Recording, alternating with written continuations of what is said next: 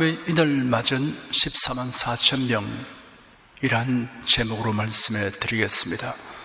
사도 요한은 예수 그리스도를 믿고 전파하기 때문에 체포되어 밤모섬에 유배되어 있을 때 주의 날에 놀랍고 엄청난 환상과 계시를 보았습니다. 그가 본 것을 기록하라는 주님의 명령을 받고 기록한 것이 요한계시록입니다. 그 중에 대부분은 인류 역사 종말에 임하는 대환난에 관한 것입니다.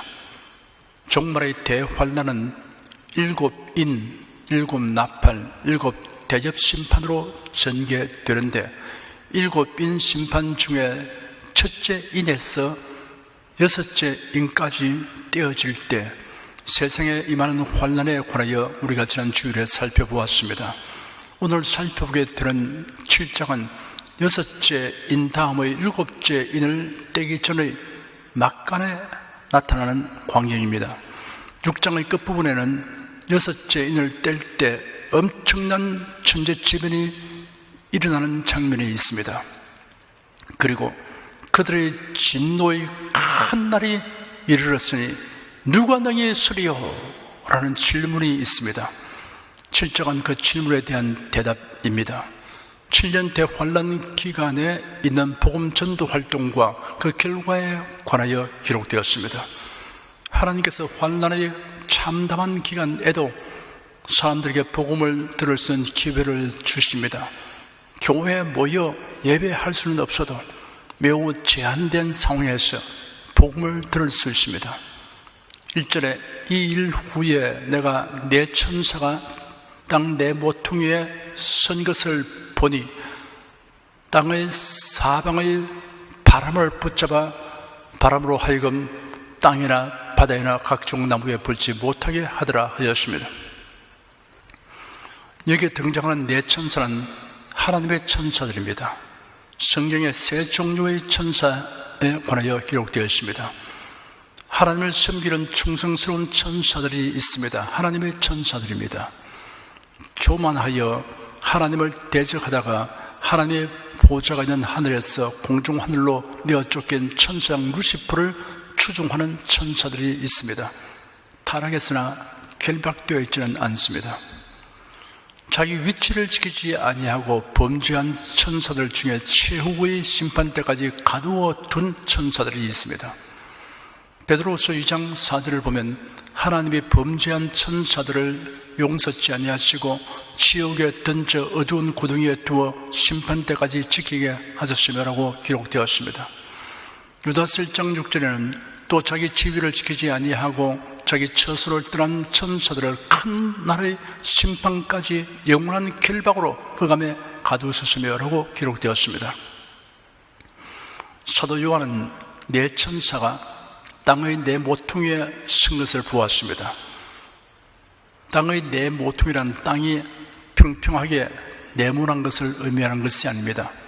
동서남북 사방을 의미합니다. 네 천사가 땅의 사방의 바람을 붙잡아 불지 못하게 하고 있습니다. 계시록 14장과 16장에는 불을 다스리는 천사와 물을 차지한 천사에 대해 기록되어 있습니다. 또 불을 다스리는 다른 천사가 제단으로부터 나와 이한 낯가진 자를 향하여 큰 음성으로 불러 가로되 내 이한 낯을 휘둘러 땅의 포도송이를 거두라. 그 포도가 익었느니라 하더라. 내가 들으니 물을 차지한 천사가 가로되 전에도 계셨고 시방도 계신 거룩하신 이여 이렇게 심판하시니 의로우시다라고 기록되어 있습니다. 네 천사가 붙잡아 불지 못하게 하는 바람이란 세 가지를 의미합니다. 첫째는 전쟁입니다. 둘째는 모든 자연계에 파괴적인 위력을 미칠 기상이변입니다. 셋째는 7째 인을 떼면서부터 닥쳐올 지구의 최종적 황폐와 파멸을 가져올 여러 재난들입니다. 2절과 3절에 또 봄에 다른 천사가 살아계신 하나님의 인을 가지고 해돋는 데로부터 올라와서 땅과 바다를 해롭게 할 권세를 얻은 네 천사를 향하여 큰 소리로 외쳐 가로되 우리가 우리 하나님의 종들의 이마에 인치기까지 땅이나 바다나 나무나 희하지 말라 하더라 하였습니다. 여기에 등장하는 다른 천사는 앞에 나온 네 천사보다 더 큰 권세를 가졌습니다. 이 다른 천사는 환난 중에 복음을 전하게 될 하나님의 종들의 이마에 하나님의 인을 치는 천사입니다. 그 천사가 땅과 바다를 해치는 권세를 바른 네 천사에게 큰 소리로 외쳐말기를 우리가 우리 하나님의 종들의 이마에 인치기까지 땅이나 바다나 나무들을 해하지 말라 하였습니다. 천사들이 바람을 제지하고 있는 기간은 한정되어 있습니다. 하나님의 종들의 이마에 인치기까지입니다. 인을 치거나 봉인하는 것은 소유자가 누구인가를 나타냅니다. 그리고 봉인하는 것은 아무나 마음대로 뜯지 못하게 보호되고 보존됩니다. 다른 천사가 가진 인을 살아계신 하나님의 인이라고 하였습니다. 인 맞은 자는 살아계신 하나님께 소유된 자이고 살아계신 하나님의 보호를 받습니다. 성경에는 인치심에 대한 말씀들이 여러 곳에 있습니다. 고린도후서 1장 22절에는 저가 또한 우리에게 인치시고 보정으로 성령을 우리 마음에 주셨느니라 하였습니다. 에베소서 1장 13절에는 그 안에서 너희도 진리의 말씀 곧 너희의 구원의 복음을 듣고 그 안에서 또한 믿어 약속의 성령으로 인치심을 받았으니 하였습니다. 에베소서 4장 30절에는 하나님의 성령을 근심하게 하지 말라 그 안에서 너희가 구속의 날까지 인치심을 받았느니라 하였습니다.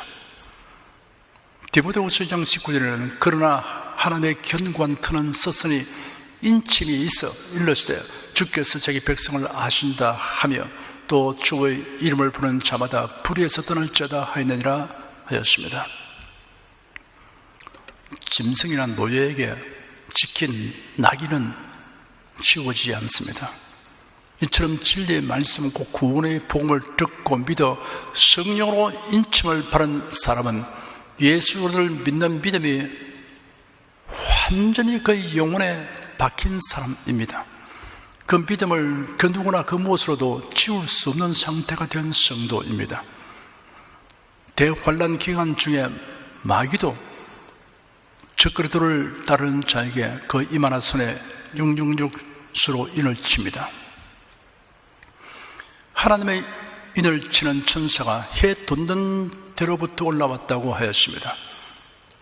동쪽이라고 말하지 아니했습니다. 해 돋는 데로부터라고 하였습니다.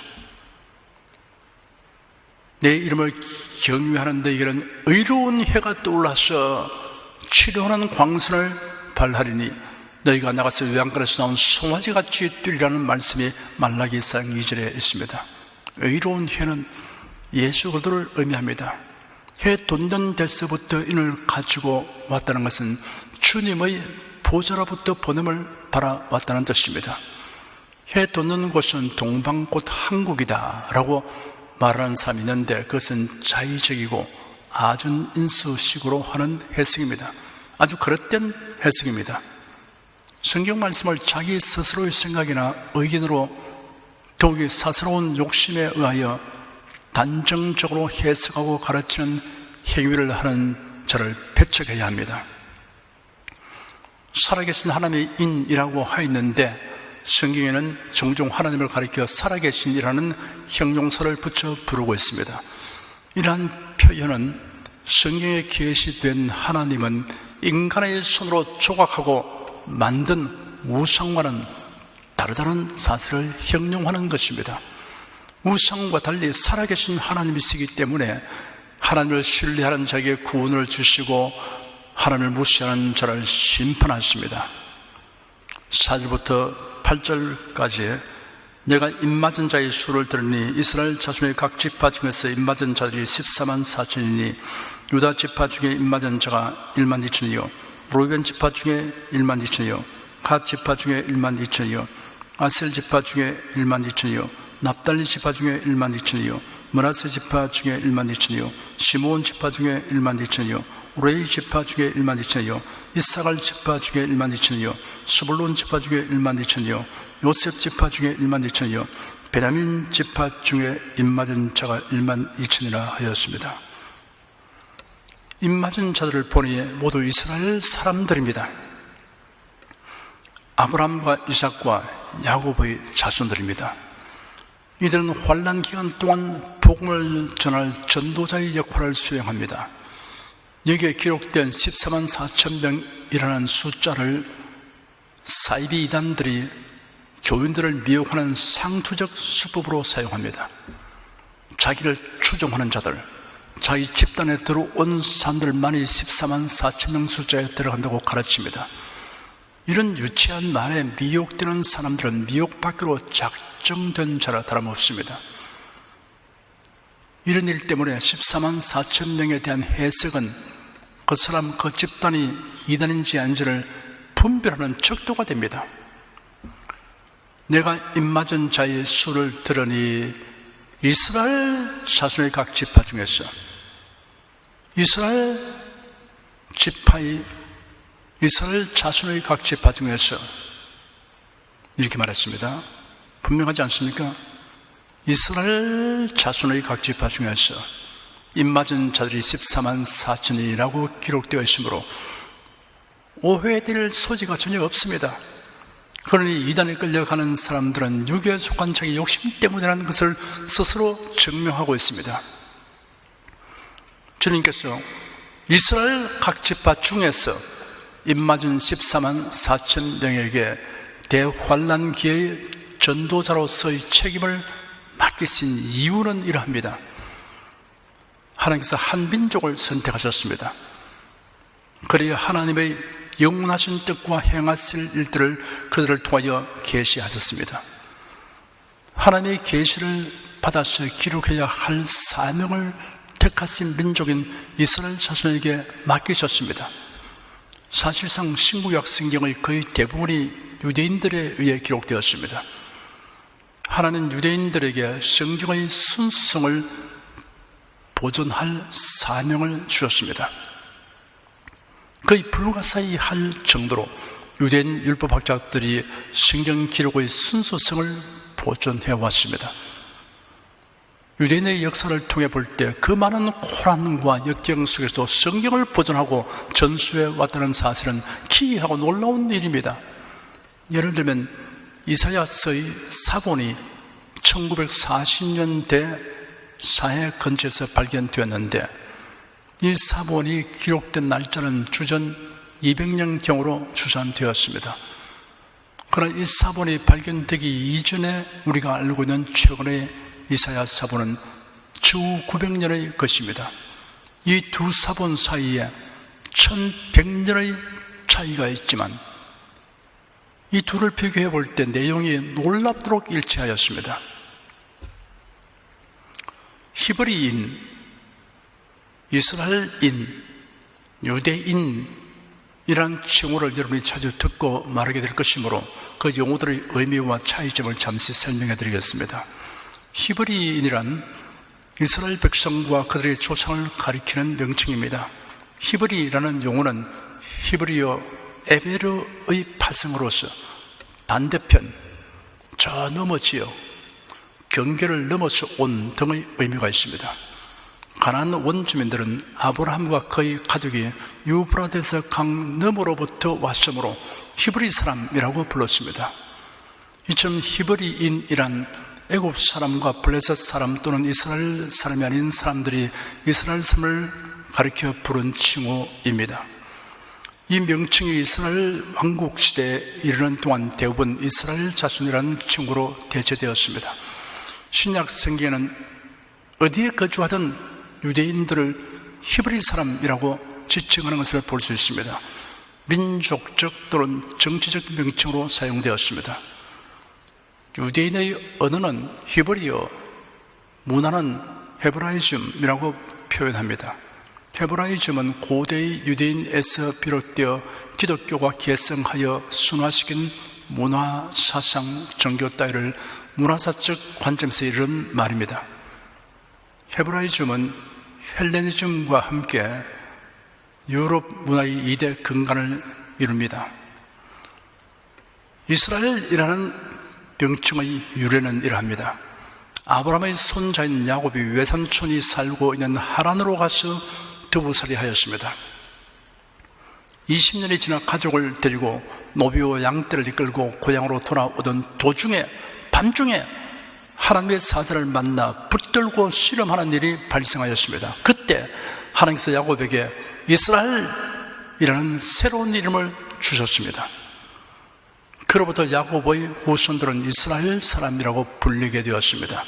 이 명칭은 성경에서 하나님의 백성이라는 개념으로 사용됩니다. 이스라엘 왕국이 둘로 나뉘어지면서 10개의 지파가 가담한 북쪽 왕국을 이스라엘이라고 부르고 남쪽 왕국을 유다라고 불렀습니다. 북왕국 이스라엘이 아수르 제국에 의하여 망한 후에는 남왕국을 이스라엘이라고도 불렀습니다. 유다나라가 바벨론에 의해 정복당하고 백성들은 포로되어 끌려갔다가 70년이 지나서 해방되었습니다. 회복된 나라를 이스라엘이라고 불렀습니다. 주후 70년 이스라엘 나라가 망하고 전 세계로 분산되었던 유대 민족이 1900년이 지나서 조상들이 살던 땅으로 돌아와서 국가를 세웠습니다. 그리고 국가 명칭을 이스라엘이라고 하였습니다. 이스라엘은 국가 명칭이면서 또한 민족 명칭으로 불려지고 있습니다. 한편 신약 성경에는 이스라엘이라는 명칭이 영적인 차원에서 그리스도 안에 있는 자들에 대하여 적용되고 있습니다. 로마서에는 육신을 따라 난 이스라엘과 하나님의 이스라엘을 명확히 구분하고 있습니다.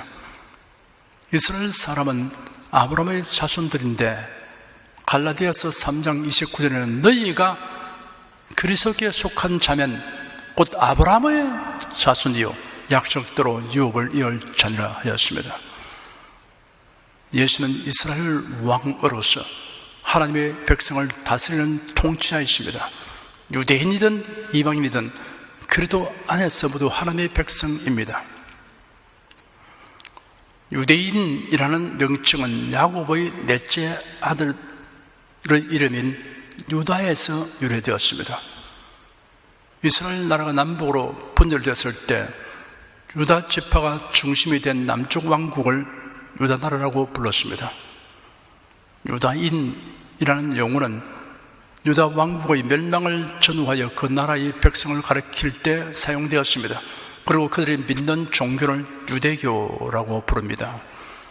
헬라어 유다이오스와 라틴어 유데우스는 유대교를 믿는 사람들을 지칭하는 일반적인 용어가 되었습니다. 유다인, 유대인, 유태인이라는 호칭은 외국어를 바라보는 차이일 뿐입니다. 유대인 중에는 이방인의 유대교로 개종한 사람들이 있고 여러 번 나라가 망하고 세계 각지로 분산되어 살면서 혼혈된 자들이 많습니다. 그러므로 유대인을 정의하는 것이 단순하지 않습니다. 유대교를 신봉하는 사람을 유대인이라고 정의할 수 있겠으나 그렇게 한정할 수도 없습니다. 자신을 유대인이라고 여기거나 다른 사람으로부터 유대인이라고 인식받고 있는 자들이 모두 유대인입니다. 지금의 이스라엘 국민을 유대민족이라고 부르는 것은 엄밀히 따지면 적합하지 않습니다. 히브리인, 유대인, 이스라엘인 또는 히브리 민족, 유대민족, 이스라엘 민족이라는稱호는 혼용되고 있습니다. 섞어서 사용되고 있습니다. 주님께서 이스라엘 각 지파 중에서 입맞은 14만 4천 명에게 대환란기의 전도자로서의 책임을 맡기신 이유에 대한 설명으로 다시 돌아가 보겠습니다. 하나님께서 인류의 구세주, 헬라어로는 그리스도, 히브리어로는 메시아가 인간의 몸으로 탄생하실 것이라는 예언을 이루시기 위하여 이스라엘 민족을 택하셨습니다. 구약 성경에는 메시아에 대하여 300개가 넘는 예언이 있습니다. 그 예언에서 구세주의 탄생 방법을 알리셨습니다. 구세주는 아브라함의 혈통을 통하여 세상에 나실 것이 예언되었습니다. 마태복음 1장 1절에는 아브라함과 다윗의 자손 예수 그리스도라고 기록되었습니다. 하나님은 유대인의 역사를 통하여 유일하신 하나님의 존재와 권능과 섭리를 나타내셨습니다. 유대인의 역사는 그리스도를 통한 하나님의 구원 계획과 섭리를 나타내는 시간표이며 시계입니다. 그러므로 마귀는 아브라함의 후손 이스라엘 민족을 말살하려고 끈질기게 시도하고 있는 것입니다. 이스라엘 자손들이 애굽에 거주할 때 이스라엘 자손들을 우대하던 왕조가 바뀌고 등장한 애굽 왕은 히브리 민족 말살 정책을 폈습니다. 주전 1500년경의 일입니다. 주전 720년 아수르 제국이 침략하여 이스라엘 10지파 사람들을 잡아가서 아수르 제국 각지에 흩어버렸습니다. 주전 586년 바벨론 제국이 침략하여 유다 지파와 베냐민 지파 사람들을 포로로 잡아갔습니다. 아수르 왕이 페르시아 제국을 통치할 때 간교한 총리 하만의 흉계로 유다 민족은 멸절의 위기를 만났으나 하나님의 도우심으로 기적적인 구원을 얻었습니다. 로마의 통치 하에서 주전 70년 로마에 대항하던 유대인들은 나라가 패망하여 대학살을 당하였고 살아남은 자들은 전 세계로 분산되었습니다. 그로부터 거의 1900년이나 나라 없는 민족으로 박대와 썰음을 당했습니다. 1939년 발발한 제2차 세계대전 기간에 나치 독일의 총통 히틀러에 의하여 유대인 600만 명이 체포되어 독가스실에서 죽어갔습니다. 1948년 신생 이스라엘 국가 탄생 이후 이스라엘을 파멸시키려고 하는 중동 국가들의 공격으로 1948년 제1차 중동전쟁, 팔레스티나 전쟁, 1950년 10월 제2차 중동전쟁, 세저 전쟁, 1967년 6월 제3차 중동전쟁, 6.1전쟁, 1973년 10월 제4차 중동전쟁, 10월 전쟁이 일어났습니다. 유대인을 말살하려는 모든 사건 배후에는 언제나 마귀가 활동하고 있습니다. 하나님이 이스라엘을 다루시는 과정이 로마서의 순서대로 정리되어 있습니다. 로마서 9장은 이스라엘의 선택에 관하여, 로마서 10장에는 이스라엘의 거부에 관하여, 로마서 11장에는 회복에 관하여 기록되어 있습니다. 이스라엘 사람들이 지금은 눈이 어두워 예수 그리스도를 알지 못하나 교회가 휴거된 후 눈을 뜨게 될 것입니다. 그때 하나님의 초청과 은혜가 다시 이스라엘 민족에 돌아갈 것입니다. 이스라엘 사람들은 다시 하나님의 말씀을 맡은 자로서의 전도 사명을 수행하게 될 것입니다. 그 일을 위해 세움을 받은 자가 곧 14만 4천 명입니다. 이스라엘 사람들은 성경을 기록하였고 최초의 복음을 증거하였습니다. 그리고 최후의 복음을 전파하는 일을 하는 것입니다. 여기에 기록된 12지파는 구약의 12지파와 다른 점이 있습니다. 단 지파와 에브라임 지파가 없는 반면 요셉 지파와 레위 지파가 첨가되어 있습니다. 이스라엘 12아들은 루벤, 시몬, 레위, 유다, 이사갈, 스불론, 요셉, 베냐민, 갓, 아셀, 단, 납달리입니다. 이스라엘 12지파는 루벤 지파, 시몬 지파, 갓 지파, 유다 지파, 이사갈 지파, 스불론 지파, 에브라임 지파, 므낫세 지파, 베냐민 지파, 단 지파, 아셀 지파, 납달리 지파입니다. 계시록의 12지파는 유다 지파, 루벤 지파, 갓 지파, 아셀 지파, 납달리 지파, 므낫세 지파, 시므온 지파, 레위 지파, 이사갈 지파, 스불론 지파, 요셉 지파, 베냐민 지파입니다. 구약 성경 민수기에 기록된 12지파 명단은 전쟁에 나갈 군사를 계수하기 위한 것입니다.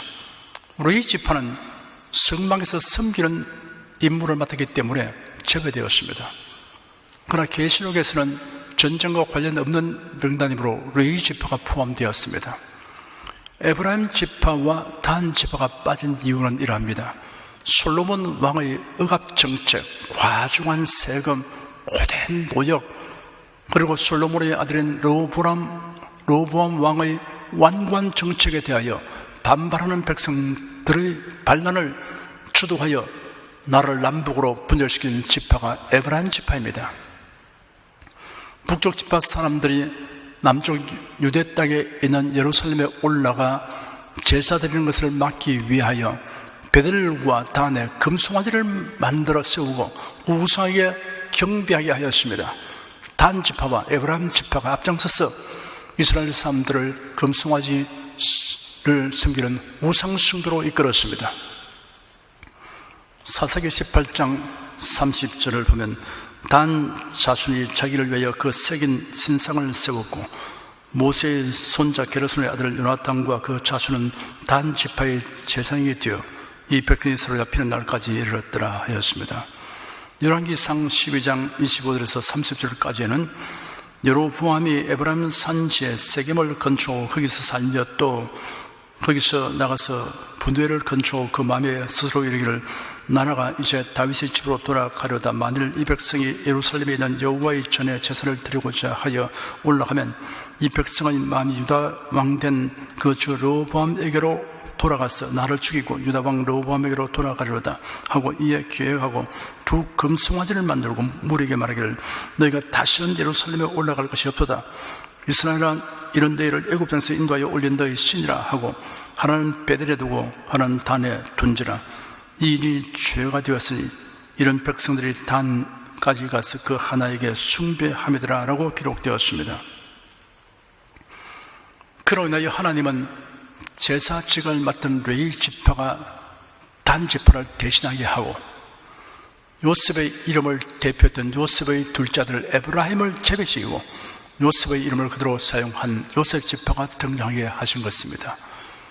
9절부터 14절까지 이 일 후에 내가 보니 각 나라와 족속과 백성과 방언에서 아무라도 능히 셀 수 없는 큰 무리가 흰옷을 입고 손에 종려가지를 들고 보좌 앞과 어린 양 앞에 서서 큰 소리를 외쳐 가로되 구원하시기 보좌에 앉으신 우리 하나님과 어린 양에게 이르다 하니 모든 천사가 보좌와 장로들과 내 성물의 주위에 섰다가 보좌 앞에 엎드려 얼굴을 대고 하나님께 경배하여 가로되 아멘. 찬송과 영광과 지혜와 감사와 존귀와 능력과 힘이 우리 하나님께 세세도록 있을지로다. 아멘 하더라.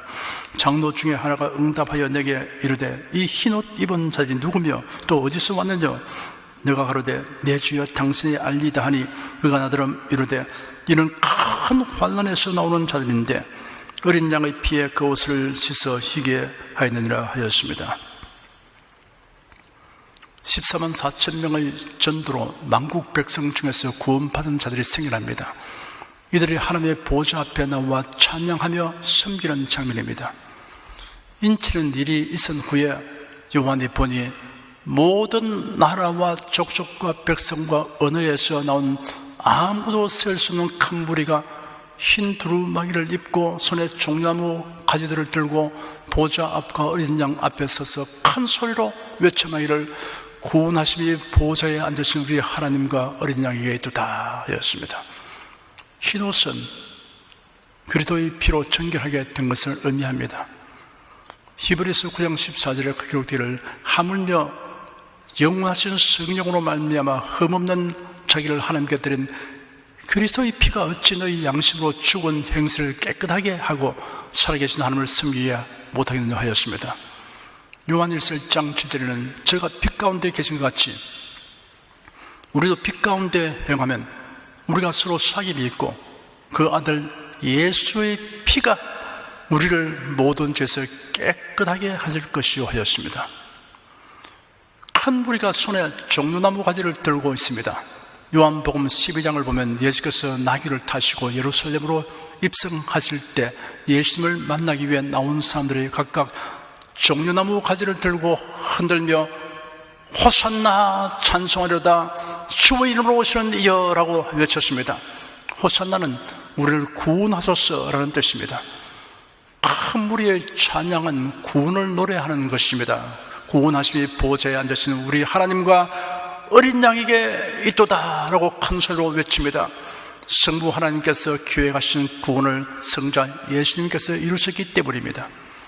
모든 천사가 보좌와 장로들과 내 성불의 주위에 서 있다가 보좌 앞에 엎드려 얼굴을 떼고 하나님께 경배하며 말하기를 아멘. 찬송과 영광과 지혜와 감사와 존귀와 능력과 힘이 우리 하나님께 영원무하기를 원합니다. 아멘 하였습니다. 그때 장로 중에 하나가 응답하여 요한에게 말하기를 이 흰옷 입은 자들이 누구며 또 어디서 왔느냐 하므로 요한이 그에게 말하기를 내 주님 당신께서 아십니다 하니 그가 요한에게 이런 큰 환난에서 나오는 자들인데 어린 양의 피에 그것을 씻어 희게 하였다라고 말하였습니다. 이런 큰 환난에서 나오는 자들이라고 하였습니다. 여기서 우리는 큰 환난에서 나오는 자들이 누구인가를 계시록 6장을 통하여 해석할 수 있습니다. 계시록 6장에 거룩하고 참되신 대주제여 땅에 거하는 자들을 심판하여 우리 피를 신원하여 주지 아니하시기를 어느 때까지 하시려나이까 라고 순교자들의 영혼들이 심판을 청원하는 장면이 있습니다. 주님께서 말씀하시기를 그들의 동료들과 형제들도 그들처럼 죽임을 당하여 수가 찰 때까지 잠시 동안 더 쉬라고 하였습니다. 그러므로 이들을 큰 환난에서 순교당한 자들이라고 하는 설명이 가능합니다. 15절에서 17절까지의 그러므로 그들이 하나님의 보좌 앞에 있고 또 그의 성전에서 밤낮 하나님을 섬기며 보좌에 앉으신 이가 그들을 위해 장막을 치시니 저희가 다시 줄이지도 아니하며 목마르지도 아니하고 해나 아무 뜨거운 기운에 상하지 아니할지니 이는 보좌 가운데 계신 어린 양이 저희의 목자가 되사 생명수 샘으로 인도하시고 하나님께서 저희 눈에서 모든 눈물을 써줄 것임이라 하였습니다. 구원받은 자들이 하나님의 치신 장막 안에서 누릴 행복에 관한 것입니다. 크게 분류하면 두 가지입니다. 첫째, 없어야 될 것은 모두 제거되었습니다. 주림과 목마름이 다시 없다고 하였습니다. 결핍이 전혀 없습니다. 해나 아무 뜨거운 기운에 상하지 아니한다고 했습니다. 해나 뜨거운 기운은 이스라엘의 광야 생활을 연상하게 합니다. 고통하는 일이 전혀 없다는 뜻입니다. 하나님께서 모든 눈물을 씻어 주십니다. 슬퍼할 일이 전혀 없습니다. 둘째, 행복을 위해 있어야 할 것은 전부 있습니다. 예수께서 목자가 되셔서 생명수 샘으로 인도하십니다. 완전한 보호와 다스림 중에 생명을 얻되 통성이 얻고 만족을 누리면서 영생하게 됩니다.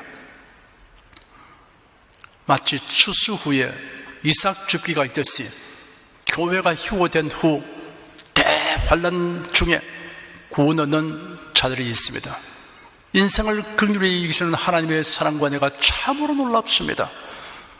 그러나 여러분 이 한 가지를 잊지 마십시오. 그들을 큰 환난 가운데서 나올 자라고 하였습니다. 대환난을 겪게 될 것입니다. 성도 여러분은 대환난 전에 교회가 휴거될 때 부활과 변화를 경험하는 성도 중에 있게 되기를 축원합니다. 기도하겠습니다.